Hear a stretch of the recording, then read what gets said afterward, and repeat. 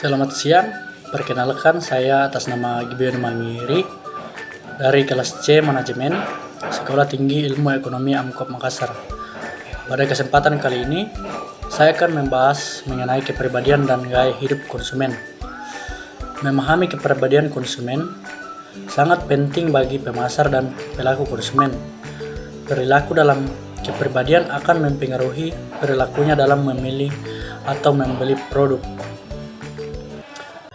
Kepribadian berkaitan dengan adanya perbedaan karakteristik yang paling dalam pada diri atau inner psychological karakteristik manusia. Perbedaan karakteristik tersebut menggambarkan ciri unik dari masing-masing individu. Karakteristik kepribadian. Yang pertama, kepribadian menggambarkan perbedaan individu.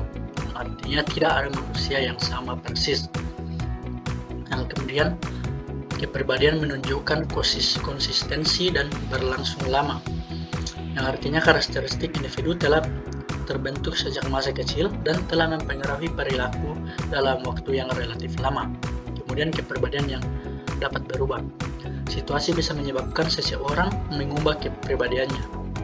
Kemudian ada tiga teori kepribadian. Yang pertama, teori kepribadian Freud, atau yang kedua teori kepribadian Freud, dan yang ketiga teori ciri. Lanjut, teori kepribadian Freud. Teori ini menyatakan bahwa kebutuhan yang tidak disadari atau unconscious needs atau dorongan dari dalam manusia atau drive seperti dorongan seks, kebutuhan biologis adalah inti dari motivasi kepribadian manusia. Yang pertama ada ID, ego, dan superego. Kemudian ada ID. ID adalah aspek biologis dalam diri manusia yang ada sejak lahir, yang mendorong munculnya kebutuhan fisiologis seperti rasa lapar, haus, nafsu seks. Dan kemudian ada Freud, berpendapat bahwa ID akan mendorong manusia melakukan apa saja untuk memenuhi kebutuhan fisiologisnya tanpa memperhatikan konsekuensi dari perilakunya. Kemudian ada ego. Ego merupakan unsur yang bisa disadari dan dikontrol oleh manusia. Ego berfungsi sebagai pencegah antara ID dan superego. Ego berusaha menyeimbangkan apa yang ingin dipenuhi ID dalam apa yang dituntut oleh superego.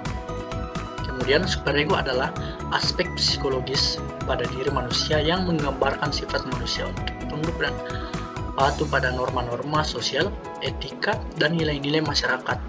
Superego menyebabkan manusia memperhatikan apa yang baik dan apa yang buruk bagi suatu masyarakat dan perilakunya sesuai dengan apa yang baik menurut lingkungan sosialnya. Kemudian kaitan teori Freud dengan perilaku konsumen.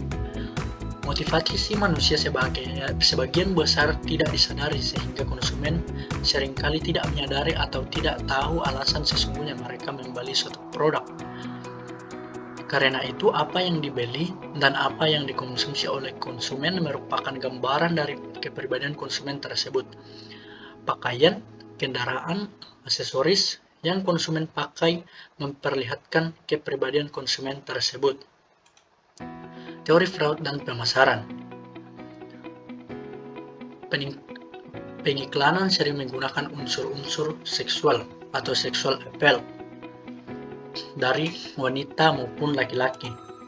Teori Freud, hubungan sosial menjadi dasar pembentukan dalam pengembangan kepribadian. Perbedaan dengan teori Freud, lingkungan sosial berpengaruh dalam pembentukan kepribadian manusia, bukan insting manusia. Kemudian motivasi berperilaku diarahkan untuk memenuhi kebutuhan manusia. Teori neutral. Yang pertama, Alfred Adler berpendapat bahwa manusia berusaha mencapai berbagai tujuan rasional yang disebut gaya hidup. Yang kemudian ada Sullivan berpendapat bahwa manusia terus membina hubungan dengan manusia lainnya untuk memperoleh manfaat dari hubungan tersebut. Yang ketiga ada Horney mengemukakan bahwa kepribadian manusia terdiri dari 3 kategori, yaitu compliant, agresif, dan detached. Kemudian teori Horney. Pertama, complaint. Dicirikan adanya ketergantungan seseorang kepada orang lain. Ia menginginkan orang lain menyayanginya, menghargainya, dan membutuhkannya. Yang kedua ada agresif. Kepribadian yang dicirikan adanya motivasi untuk memperoleh kekuasaan. Yang ketiga ada detached. Kepribadian yang dicirikan selalu ingin bebas, mandiri, mengandalkan diri sendiri, dan ingin bebas dari kewajiban. Kemudian ada trait, adalah sifat atau karakteristik yang membebaskan antara satu individu dengan yang lain, yang bersifat permanen dan konsisten. Keinovatian konsumen yaitu seberapa besar kemampuan seseorang untuk menerima berbagai pengalaman baru. Yang kedua, materialisme konsumen, tingkat kecenderungan konsumen pada kepemilikan duniawi. Yang berikut, etnosentrisme konsumen, kemungkinan konsumen untuk menerima atau menolak berbagai buatan luar negeri. Kepribadian dan memahami konsumen, keinovatifan konsumen atau customer innovativeness, faktor kepribadian kognitif dari materialisme konsumen sampai ke konsumsi kompulsif. Etnosentrisme konsumen. Yang pertama adalah keinovatifan konsumen. Konsumen yang suka menjadi pertama dalam menggunakan barang, jasa, atau praktik baru. Perbedaan inovators dan dengan non-inovators. Beberapa karakteristik yang digunakan. Pertama, keinovatifan konsumen, dogmatisme, karakteristik sosial, tingkat stimulasi, optimum, pencari variasi kesenangan baru. Dogmatisme, sifat kepribadian yang mengukur tingkat penolakan terhadap sesuatu yang baru yang tidak dikenal serta informasi yang berawal dengan keyakinannya, atau biasa disebut dengan low domestic customers, cenderung menjadikan produk baru sebagai alternatif kebutuhan mereka. Yang kedua ada highly dogmatis customers, cenderung memiliki produk yang lebih mapan dan mereka akan menjadikan iklan sebagai pertimbangan apabila datang dari toko yang terkenal. Kemudian ada karakter sosial. Yang pertama ada inner heuristic customer, cenderung menggunakan nilai ataupun standar dalam diri untuk mengevaluasi produk ataupun jasa baru dan berkemungkinan menjadi konsumen inovator. Kemudian yang kedua ada other directed customer, cenderung melihat orang lain untuk memberikan arah untuk menentukan apakah tindakannya salah atau benar, dan mereka kurang berkemungkinan menjadi konsumen inovator. Tingkat stimulasi optimum atau TSO, karakteristik yang mengukur tingkat pemenuhan individu atau riset menemukan tingkat stimulasi optimum atau TSO yang tinggi berkaitan dengan kesediaan yang lebih besar untuk mengambil risiko.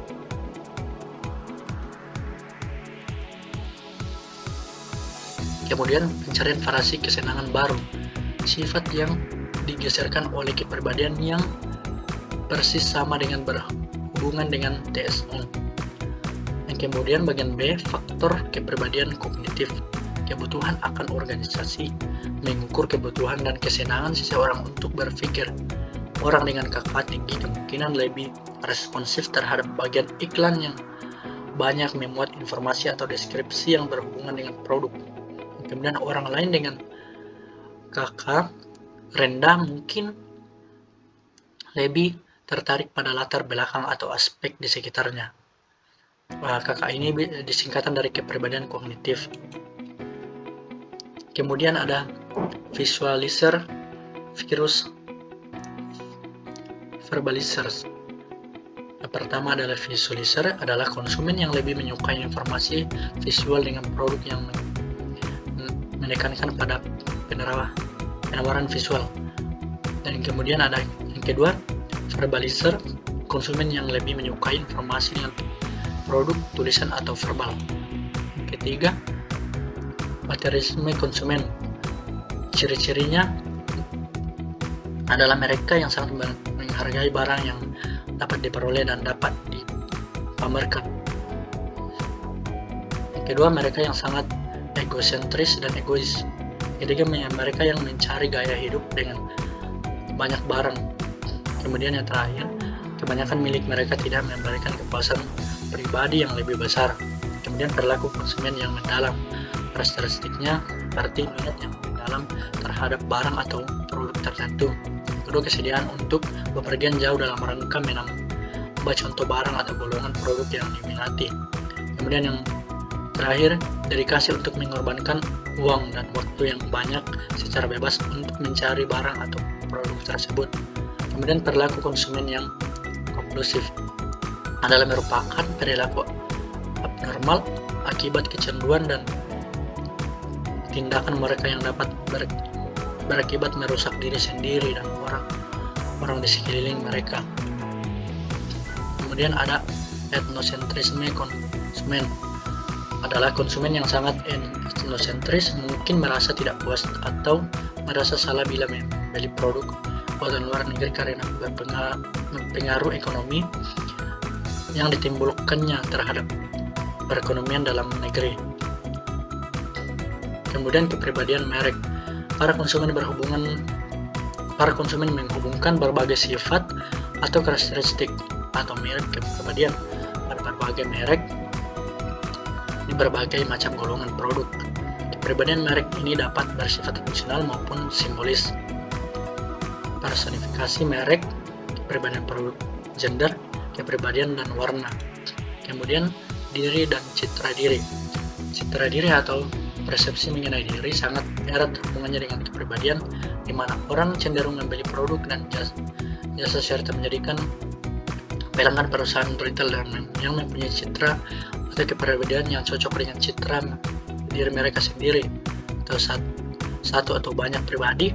Susunan citra diri, perluasan diri, mengubah pribadi,